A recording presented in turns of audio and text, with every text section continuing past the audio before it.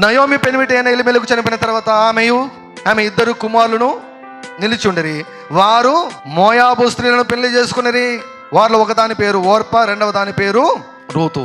వారు ఇంచుమించు 10 సంవత్సరములు అక్కడ నివసించిన తర్వాత, 10 గుర్తుకొస్తుందా మీకు? 10 సంవత్సరములు అక్కడ శారక్క కూడా 10 ఏళ్ళ తర్వాతనే 10 సంవత్సరములు అక్కడ నివసించిన తర్వాత మహులోనికిలోనను 2 కుమారులను చనిపోయారు. ఇంట్లో ఒక్క మగవాడు కూడా లేడు. బ్లెస్సింగా ఇది? దీవేనా ఇది? దేవుని యొక్క చిత్తమా? కాదు. ఇంట్లో ఒక్క మగ దిక్కు కూడా లేదు.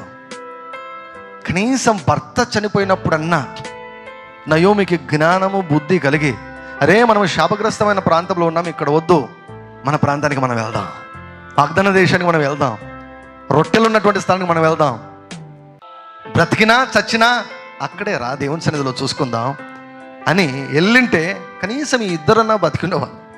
కానీ లేదు. 10 సంవత్సరాలు అట్లా కంటిన్యూ అయిపోయారు. మోయాబీయులను వివాహం చేసుకున్నారు. 2 కుమారులు కూడా చనిపోయారు. Don't live in wrong place. దేవుని చిత్తానుసారం కానీ స్థలంలో మీరు నివాసము చేయొద్దు. అక్కడ మీరు సెటిల్ కావద్దు. శాపం ఉంది అక్కడ. మీరు అంటారు కరువు ఉంది కాబట్టి అంటారు.